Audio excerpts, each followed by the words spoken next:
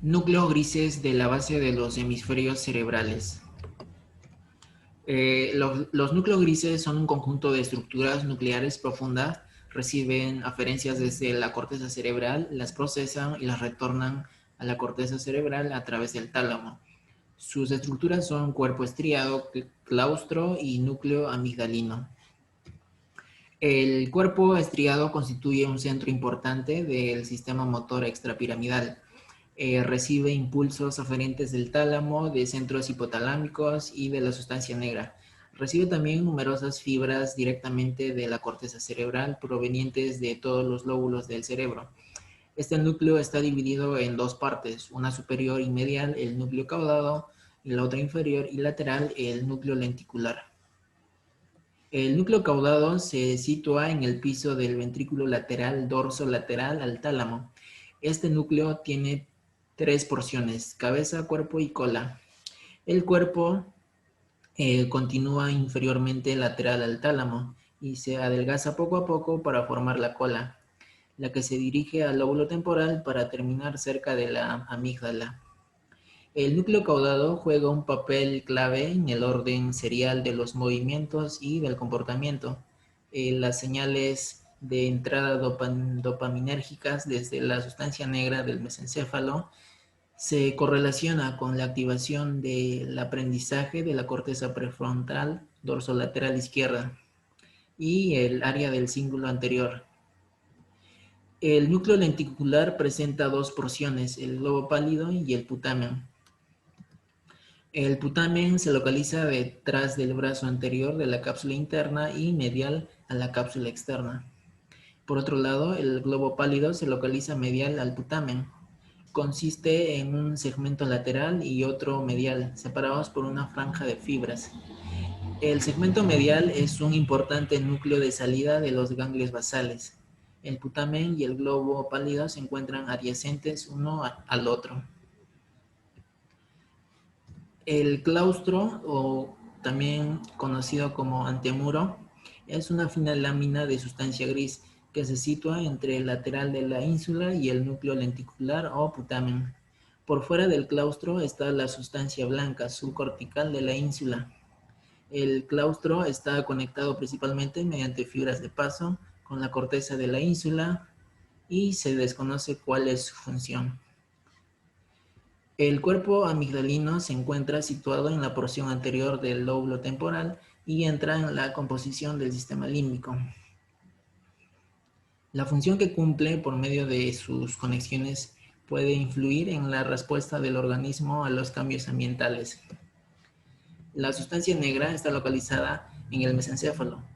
La neuromelanina hallada en la sustancia negra es un producto secundario del metabolismo de la dopamina y le da a este núcleo coloración oscura. La sustancia negra consiste de dos porciones divididas, la pars reticulada y la pars compacta. La pars compacta contiene células que producen dopamina y da origen a fibras que se proyectan al núcleo caudado y al putamen. La pars reticulada, la densidad de neuronas es mucho menor que en la compacta. La pars reticulada envía eferencias de los ganglios basales a otras zonas del encéfalo. Y en lesiones de los núcleos grises tenemos el trastorno obsesivo compulsivo, el síndrome de Tourette, trastornos de movimientos hipercinéticos, trastornos de movimientos hipocinéticos y por último la enfermedad de Huntington. Continuando con la exposición, yo les voy a hablar sobre la sustancia blanca del cerebro. ¿Qué es la sustancia blanca del cerebro? La sustancia blanca es una sustancia blanquecina que se encuentra, como lo dice, dentro del cerebro. Se va a encontrar básicamente en lo que es en el centro del encéfalo. Esta sustancia blanca está conformada por un conjunto de fibras nerviosas que presentan una gruesa capa, una gruesa vaina de mielina. La sustancia blanca lo que va a permitir mediante esta fibra es realizar conexiones entre los hemisferios y los que son los diferentes sectores de la corteza.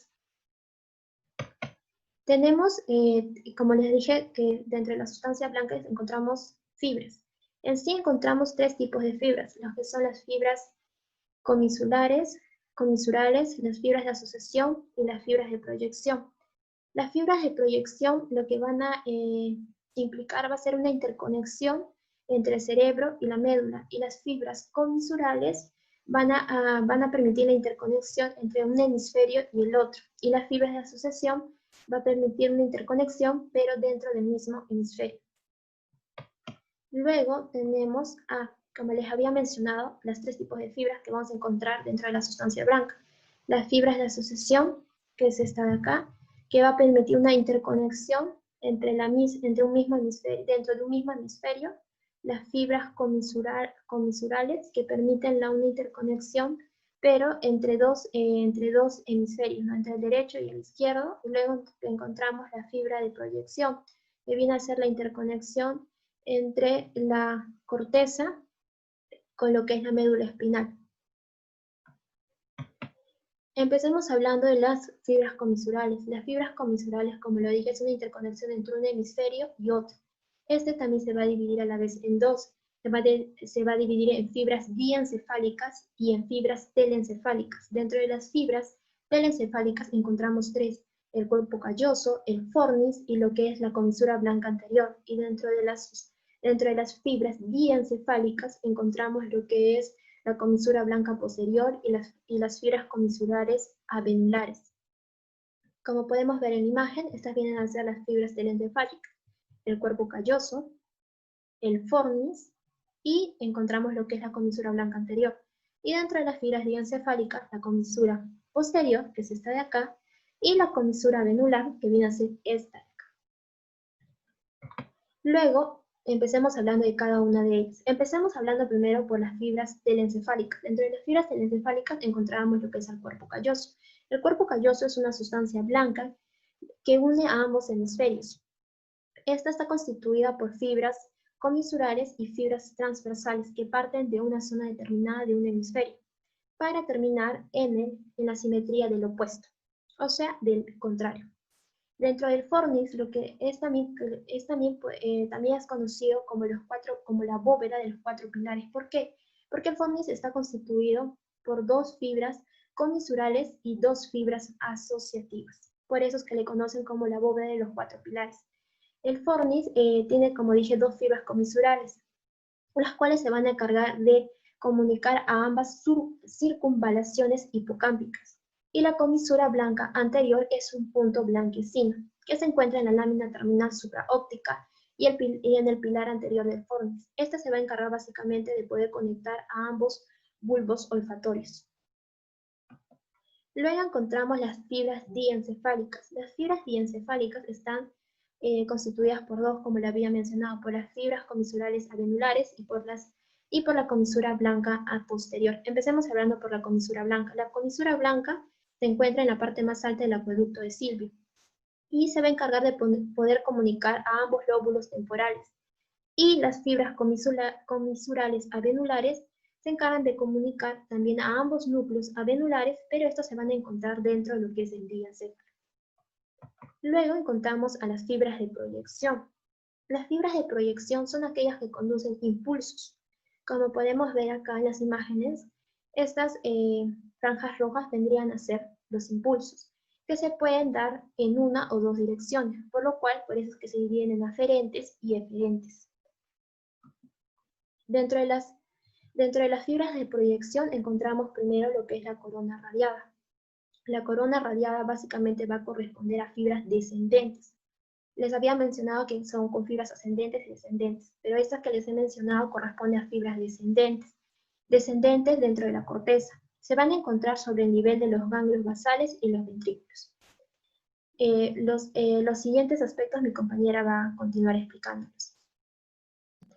Continuando con la exposición, cápsula interna. Banda compacta de fibras nerviosas aferentes y eferentes que vienen y van desde el tallo hacia la corteza. La cápsula interna presenta tres porciones. La primera porción, brazo anterior, es la porción que está entre la cabeza del núcleo caudado y el núcleo lenticular. Tiene fibras frontopontinas y frontotalámicas. La segunda porción, rodilla, única porción que está en contacto directo con la superficie ventricular a nivel del foramen de Monro y contiene fibras bidireccionales entre el tálamo y la corteza, que tiene además los tractos corticonucleares que van de la corteza cerebral hacia los núcleos de los pares craneales que están en el tallo cerebral, por lo que tiene como función toda la movilidad de estructuras de la cara, boca, lengua y cuello. Brazo posterior.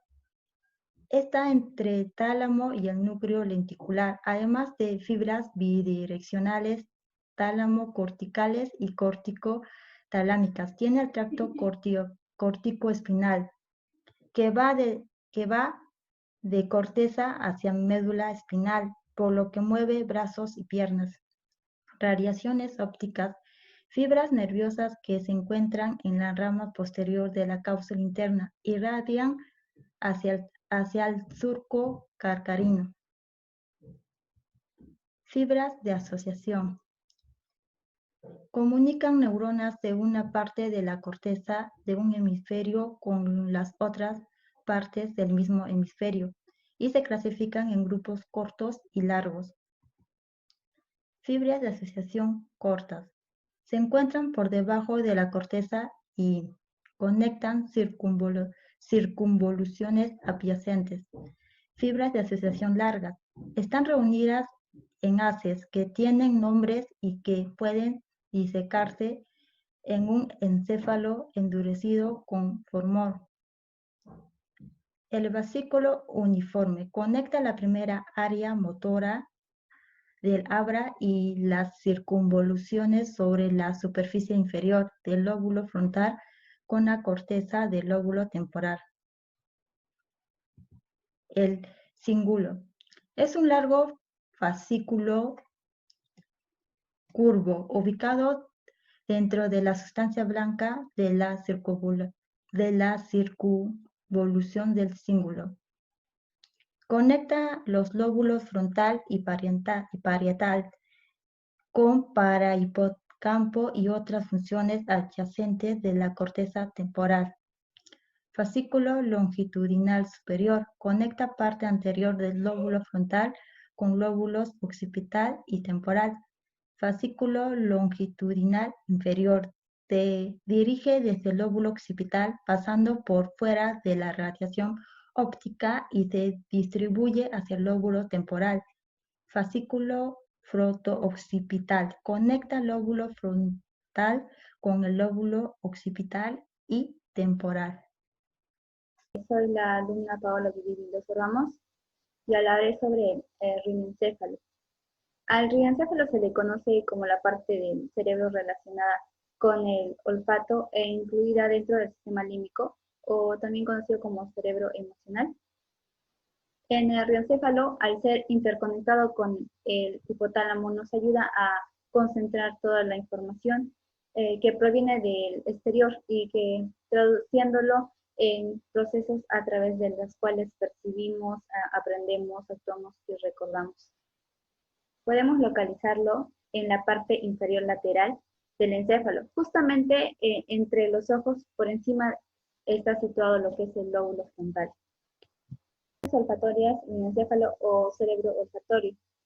Bueno, las principales estructuras de este sistema del que el riñencéfalo forma parte son las siguientes: el bulbo olfatorio, el tracto olfatorio, las estrías o la cintilla olfatoria y el lóbulo piriforme, la corteza olfatoria primaria.